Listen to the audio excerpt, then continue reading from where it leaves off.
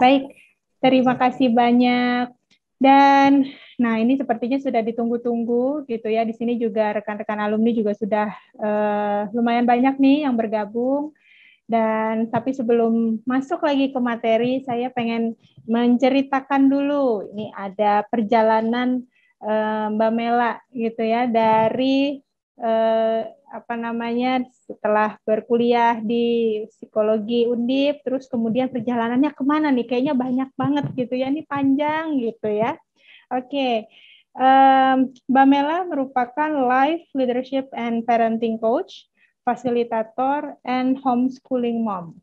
Ya, kemudian juga latar belakang pendidikan beliau S1-nya Psikologi Universitas Diponegoro, kemudian S2-nya Strategic Management Prasetya Mulia Business School. Terus kemudian beliau merupakan people development enthusiast karena beliau juga banyak berkecimpung di dunia industri sebagai Head of Sales Academy Aksa Mandiri Financial Service dari tahun 2016 sampai dengan 2020. Kemudian sebelumnya beliau juga berkarir di sebagai National Talent Acquisition Manager Coca-Cola Amatil Indonesia dari tahun 2009 sampai dengan 2012. Terus kalau berbicara keterampilan atau sertifikasi ini banyak banget nih ya, dari financial planner, terus kemudian NLP practitioner, terus certified executive coach, certified corporate coach, certified assessor, assessment center, dan selain itu juga certified DISC practitioner and PPA assessor. Wah, ini jadi panjang gitu ya. Dan selain itu juga Mbak Mela sebagai kontributor buku. Di sini ada bukunya A Parent's Diary, Anakku Tamu Istimewa. Ini merupakan cetakan dari Unblush Kreatif tahun 2017. Dan selain itu juga sebagai kontributor buku Experience Journaling, cetakan SIP Publishing yang diterbitkan di tahun 2021 ya, Juni 2021. Wah, ini tadi sekilas perjalanannya Mbak Mela. Tapi kayaknya nggak lengkap nih kalau nggak orangnya langsung yang menyampaikan ya. Sekalian juga menyampaikan hari ini yang akan membahas terkait dengan berdansa dan kemudian bagaimana kita menghadapi perubahan menggunakan self-coaching. Baik, untuk itu kita sambut dengan senyuman yang paling manis, kemudian dengan tepuk tangan virtual ya. Ini dia Mbak Mela. Silakan Mbak Mela. Baik, terima kasih Mbak Hesti. Senyuman yang paling manis juga dan tepuk tangan juga virtual yang paling meriah untuk Mbak Hesti. Baik, teman-teman semua, selamat malam saya ucapkan kepada Mbak Witri, terima kasih sekali atas kesempatannya untuk hadir dan juga kepada kami alumni diberikan kesempatan ruang untuk berbagi. Mas Faris, terima kasih banyak atas kesempatannya juga dan tentunya kakak-kakak semua baik dari angkatan 96 yang paling berpengalaman sampai tadi ada yang sampai 2004 ya. Ada yang lebih muda lagi nggak dari 2004? Kayaknya ada 2012. Ada 2012 ya. Oke, baik. Bismillahirrahmanirrahim. Assalamualaikum warahmatullahi wabarakatuh. Sekali lagi saya ucapkan terima kasih dan juga di saat seperti pandemik ini ternyata salah satu hikmahnya adalah kita justru jadi punya wadah untuk sharing, melakukan virtual talk ini dengan alumni. Dan saya tadi sepakat banget sama Mas Faris bilang bahwa credo kita adalah kolaborasi salah satunya ya Mas Faris ya. Nah jadi termasuk di sesi ini sebenarnya bincang-bincang. Jadi kalau bincang-bincang tentu kolaborasi dari kakak-kakak semua dari teman-teman itu akan sangat berarti juga buat saya karena sesungguhnya saya pun masih dalam proses pembelajaran gitu. Nah, jadi kenapa sih berdansa gitu ya? Karena kalau berdansa tuh rasanya tuh kita enjoy, fun gitu ya. Nah, jadi kenapa berdansa dengan perubahan itu supaya segala perubahan yang terjadi dalam hidup kita, baik itu dari perspektif personal maupun profesional, ataupun yang terkait sekarang nih dengan kesehatan dan lain sebagainya, itu tetap membuat kita jadi pribadi yang tadi bisa enjoy dengan segala perubahan gitu. Nah, saya izin share screen sebentar.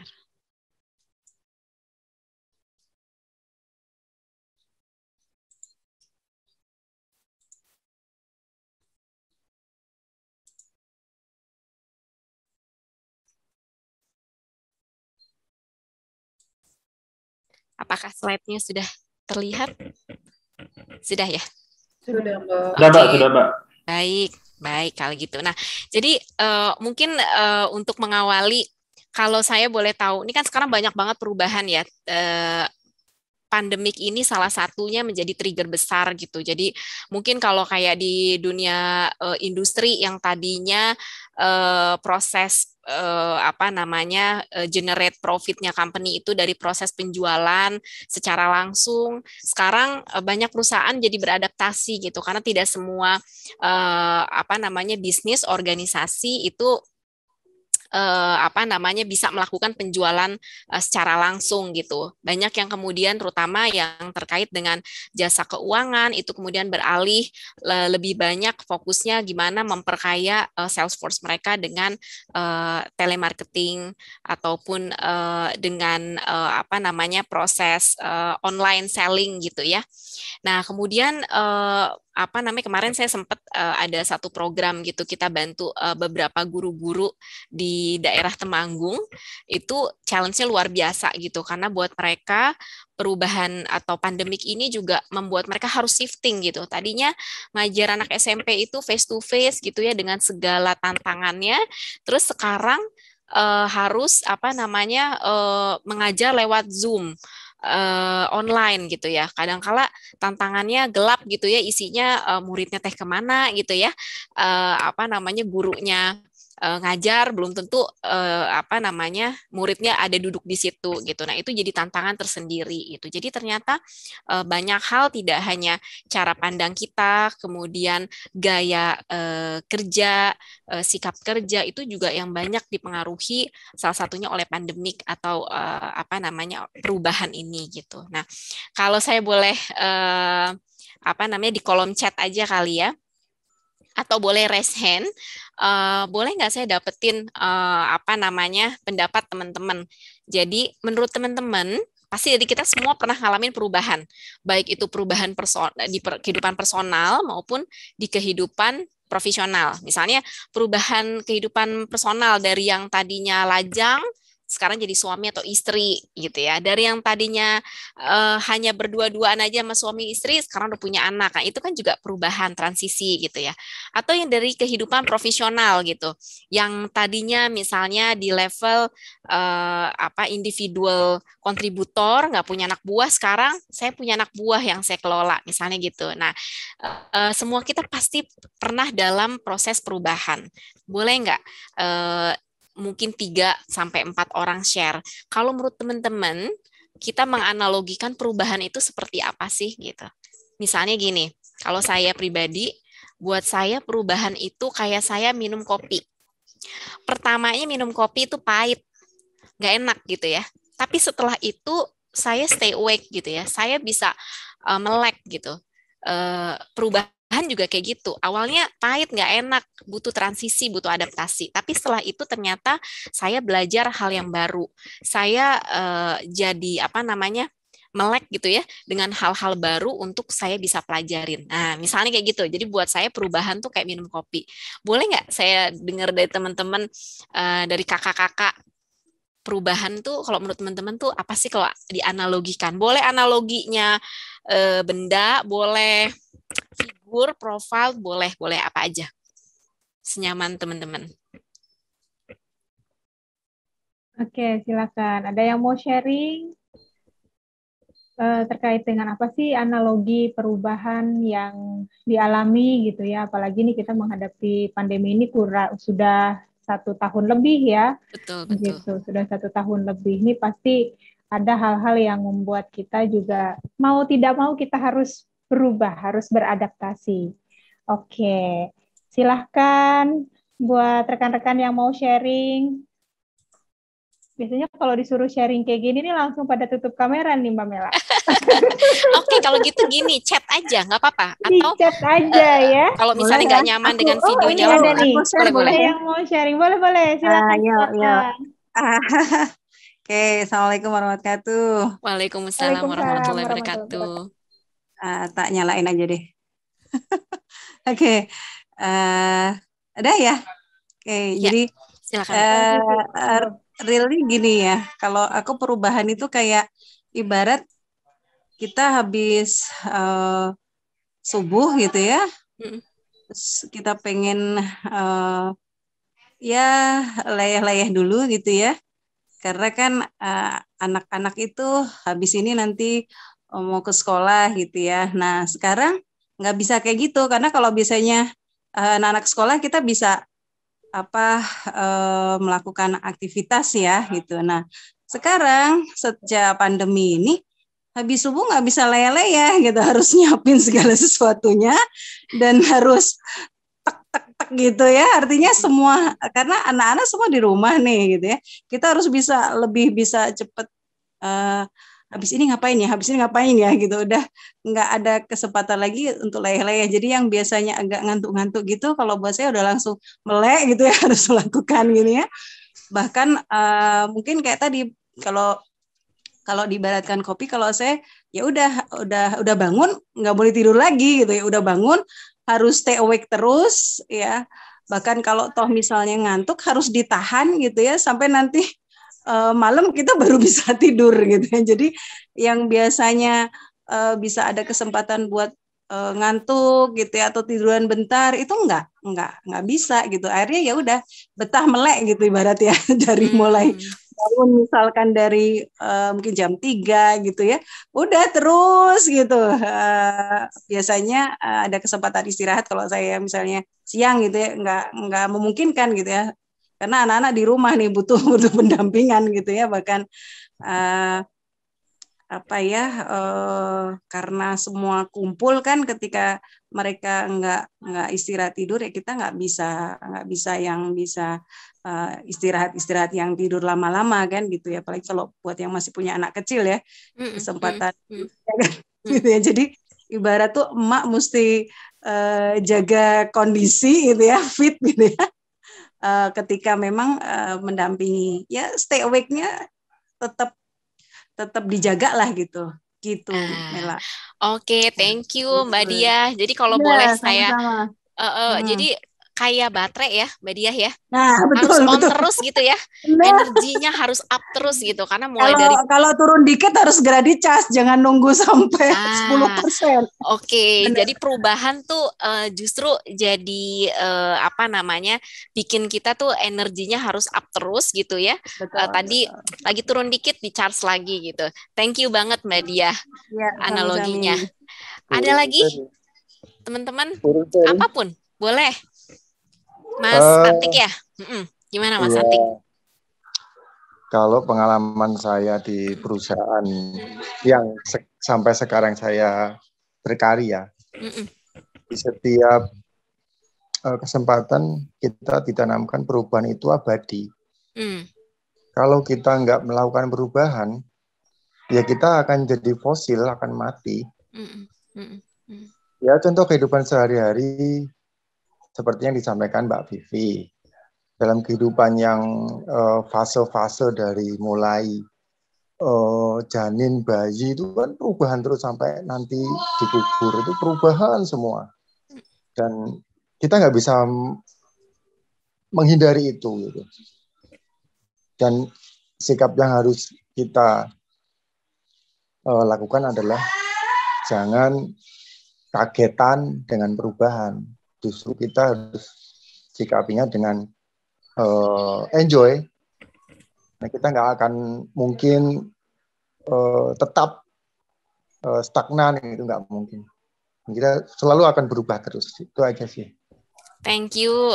Terima kasih banyak Mas Atik. Ini keren banget ya. Mas Atik bilang tadi dari lahir sampai nanti gitu ya kita berpulang itu sesungguhnya ya perubahan itu akan terus terjadi gitu ya, nggak cuma bicara fisik gitu ya, tapi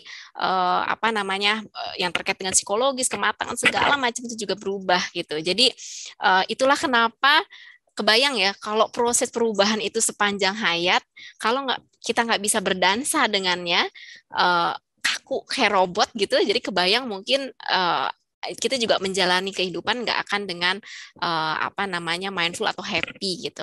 Thank you banget Mas Atik.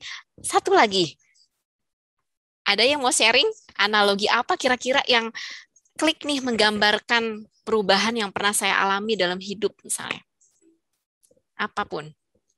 Ini ada juga yang dari chat, Kak Mela. Boleh, boleh. Dari Kak Ganda di sini menyebutkan perubahan itu bagi saya ibarat naik tangga. Ada step-step yang harus dilewatin, mau nggak mau harus terus dinaikin, dilewatin agar bisa nyampe ke atas. Keren banget Mas Ganda, thank you banget. Terus ada lagi dari Kak Septi Melinda. Di sini menyebutkan kalau perubahan itu kayak naik sepeda. Ada turunan, ada tanjakan, kadang macet, kudu pelan-pelan. Kadang keserempet, jatuh. Tapi kadang mulus lancar aja. Cuman kalau mendadak, depan kita ngerem, kita harus segera aware dan ikutan ngerem, biar nggak nabrak. Keren banget Mbak Septi, thank you. Saya juga jadi belajar nih, analoginya keren-keren. Tadi kayaknya ada yang raise hand deh, Mbak Hesti. Iya, ada Kak Adi. Sama mungkin saya bacain satu lagi ya. Ini dari Kak Oktami Martasari, menyebutkan kalau perubahan bagi saya seperti berkendara. Di awal punya tujuan atau goals, namun untuk proses menuju ke tempat yang kita mau, banyak kejadian yang nggak terduga. Pilihannya banyak.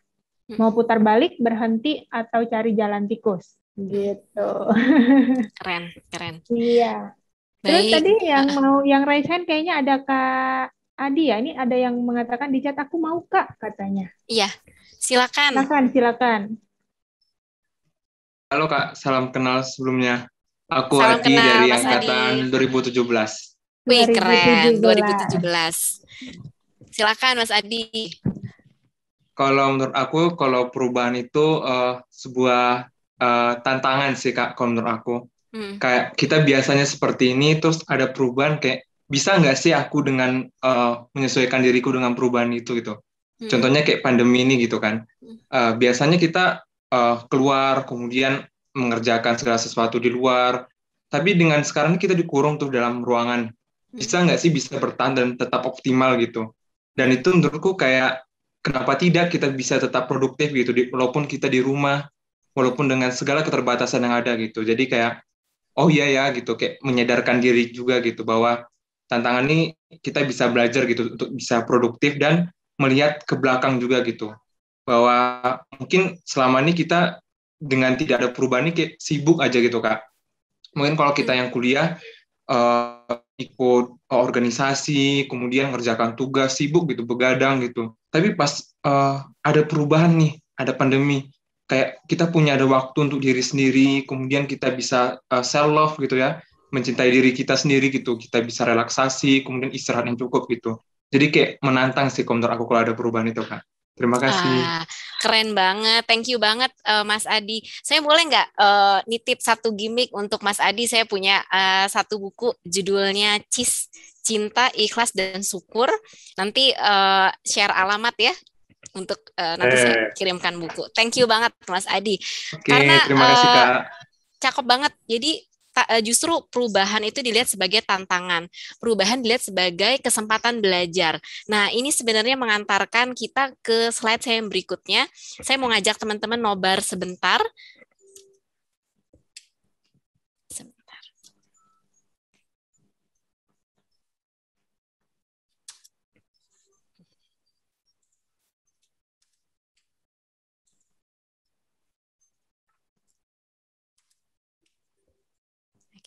apa namanya, kira-kira ini jadi satu gambaran bagaimana ketika kita dihadapkan pada satu perubahan, satu tantangan, satu hal baru, itu sebenarnya adalah kesempatan untuk kita untuk mempelajari hal yang baru. Tadi seperti Mas Adi bilang gitu, awalnya tantangan, susah, tapi setelah kita pelajari lama-lama juga kita terbiasa. Dan tadi otot mental kita maupun apa namanya, otak kita jadi apa namanya ke-trigger untuk mencari solusi, kemudian mencoba hal baru yang ketika itu dilakukan berulang-ulang jadi kebiasaan dan lama-lama kita bisa apa namanya mingle dengan perubahan atau hal baru tersebut gitu. Jadi ini jadi sebuah apa namanya mindset yang perlu cukup kuat, terutama buat diri sendiri, anak, keluarga ataupun tim kita gitu ya di tempat pekerjaan atau di lingkungan profesional untuk melihat semua perubahan itu sebenarnya adalah sebagai kesempatan belajar. Walaupun sebenarnya untuk sampai ke sana mungkin bukan hal yang mudah gitu ya. Karena apa namanya kalau ngelihat ke beberapa penelitian, saya ambil satu aja tentang change model dari Scott dan Jeff, dia bilang bahwa memang nggak mudah gitu. Ketika kita kayak sekarang nih, atau case kemarin saya ketemu dengan beberapa guru-guru itu, awalnya mereka model pengajarannya adalah di kelas tatap muka gitu. Kemudian dengan keadaan pandemik ini memaksa harus online gitu ya. Online, awalnya denial dulu. Enggak lah, ini akan cepat berlalu, nanti juga balik lagi gitu. Tapi ternyata kan enggak ya, diperpanjang, bahkan kayak kemarin PPKM tuh benar-benar ke sekolah pun nggak bisa, sehingga mereka running segala hal yang terkait dengan proses pengajaran itu benar-benar dari rumah. Ada resistensi di awal, tadi Mas Adi juga udah sebutkan, awalnya pasti akan kok begini, kok begitu, aduh susah ya pakai Zoom, aduh nggak bisa ngelihat peserta didik misalnya. Nah, kemudian baru kita masuk ke tahap berikutnya, biasanya kita akan mulai explore, akan mulai accept gitu. Oke, perubahan harus dilakukan, mau nggak mau. Nah, kalau exploration ini bisa dari dalam diri ataupun ada push dari lingkungan gitu. Bisa jadi memang kita yang tergerak, oke, nggak bisa nih cuman begini aja, saya harus bergerak, atau ada trigger dari eksternal gitu, misalnya peraturan perusahaan, sistem perusahaan yang kemudian oke, sekarang kita shifting, cara jualnya nggak seperti ini, cara kerjanya berubah gitu. Jadi mau nggak mau kita akan eksplorasi hal yang baru, cara baru, baru kemudian komitmen untuk melakukan hal baru tersebut, untuk kemudian kita bisa embed atau bisa apa namanya menghayati ya perubahan itu menjadi kebiasaan yang baru atau sikap yang baru. Tapi untuk sampai proses di sini apakah mudah? Nah, saya boleh dong dapetin sharing lagi gitu.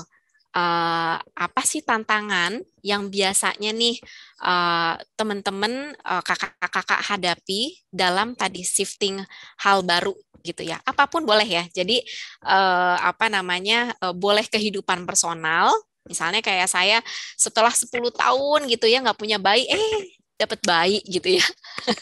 Allah kasih rezeki bayi gitu ya. Itu langsung shifting banyak hal gitu ya.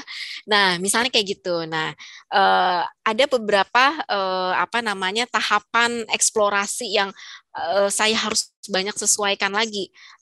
Nggak cuman mindset saya tentang sekarang terkait parenting, tapi kemudian gimana bagi waktu antara dunia profesional sama keluarga sebagai prioritas gitu. Itu juga ada shifting di sana. Nah, boleh nggak saya dapetin 3 lagi teman-teman, kakak-kakak yang mau sharing.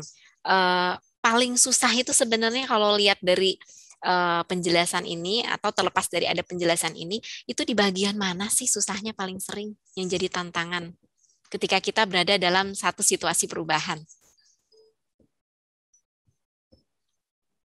Oke, silakan yang mau sharing. Ini sepertinya juga relate juga nih Kak sama yang disampaikan ini ya Kak Noranami, perubahan tuh ibaratnya tantangan keluar dari zona nyaman katanya untuk maksimalkan segenap potensi yang ada. Terus betul, juga betul. Dari Karahesma juga perubahan di masa pandemi ini kayak penjara diri, menjadikan sosial instan dilakukan semuanya secara cepat dengan kondisi yang diinginkan. Jadi dituntut belajar cepat gitu ya. Terus sama dari kayak nih Harmonita, perubahan itu kayak memperbaiki rumah. Apa yang direncanakan, yang diperbaiki cuma satu bagian, berkembang ke arah lain, ke keadaan dan pengalaman dari orang lain. Tinggal keputusannya diri sendiri mau tetap di rumah atau mau jadi lebih baik lagi. Dan semua itu harus dilewati dan disyukuri. Nah, sekarang tadi ya pertanyaannya dari Kamela gitu. Apa nih yang paling susah ketika berubah, ketika terjadi perubahan seperti itu? Monggo, silahkan. Ada yang mau sharing?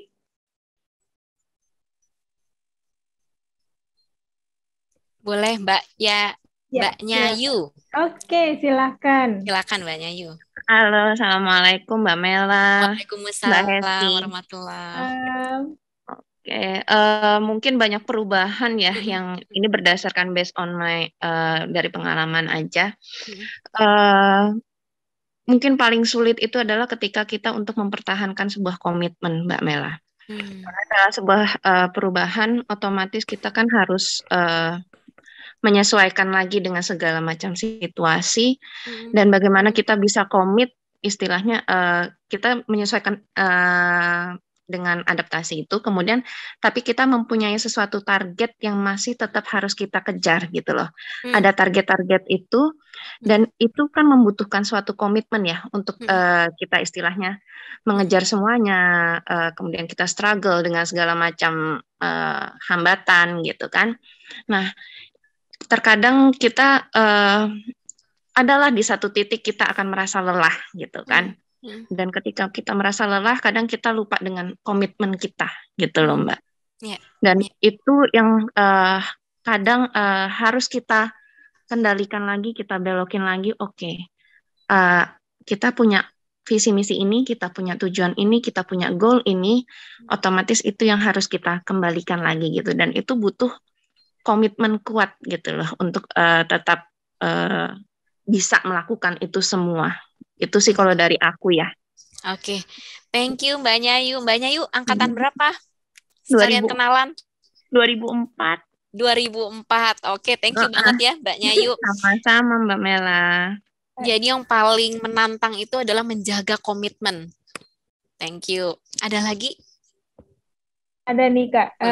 Kayaknya banyak yang di chat ya. Ini dari Kak Oya nih. Mbak Mela, kalau di perusahaan paling susah kalau ada sistem baru yang diterapkan. Pada umumnya banyak yang reluctant, khawatir duluan kalau sistemnya udah bakalan susah atau ribet. Gitu. Jadi di awal udah nolak duluan gitu ya.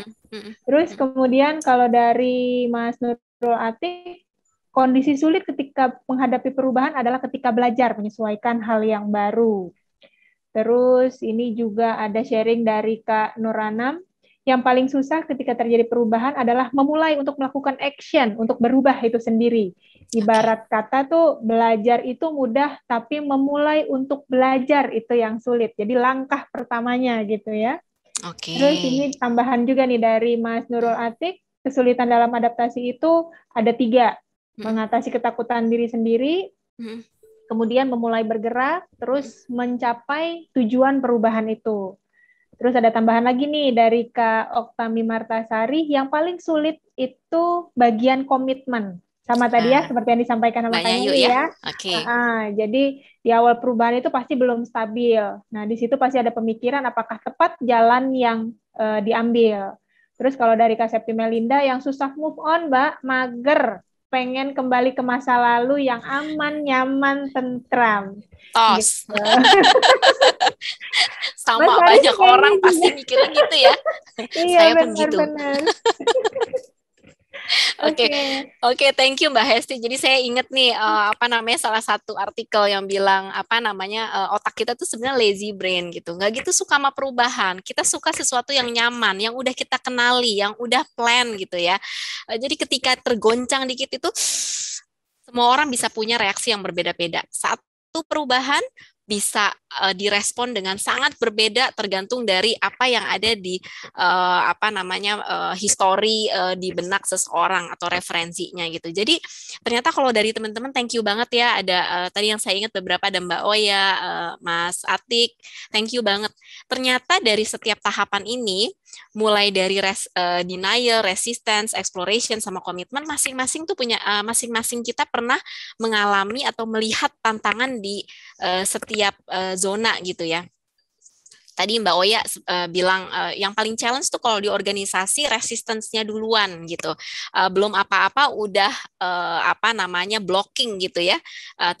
Nggak mau belajar dulu. Nah, lain sama Mas Nur Anam tadi ya bilang mau mulai belajarnya aja challenge. Berarti mulai di tahap exploration-nya aja membangun semangat gairah curiousnya untuk apa yang harus saya lakukan selanjutnya itu juga tantangan gitu. Tadi Mas Atik juga gitu ya bilangnya gimana untuk belajar hal baru itu sendiri sama komitmen. Jadi ternyata masing-masing tahapan perubahan, mau itu dalam kehidupan personal, mau dalam kehidupan profesional, itu masing-masing punya tantangan. Dan salah satu cara untuk bisa mengatasi atau membersamai perubahan ini, salah satunya adalah dengan membangun kesadaran apa yang mendorong kita perlu berubah, apa yang harus sebelum kita berpikir apa yang harus diubah. Nah, disinilah kenapa mungkin banyak cara untuk kemudian bisa mendorong orang bergeser ya dari pemahaman yang lama berubah ke pemahaman yang baru. Kalau di organisasi dia mau berubah sesuai dengan apa yang udah dicanangkan sama perusahaan misalnya. Mungkin banyak pendekatan, tapi saya melihat atau lebih ingin kita explore salah satu cara di malam hari ini adalah self coaching. Bagaimana kita membangun kesadaran diri kita sendiri tentang bagaimana kita berubah. Nah, sebelum saya ke coaching, boleh saya tahu adakah teman-teman yang sudah sangat atau sudah familiar dengan istilah coaching? Boleh raise hand, boleh komen.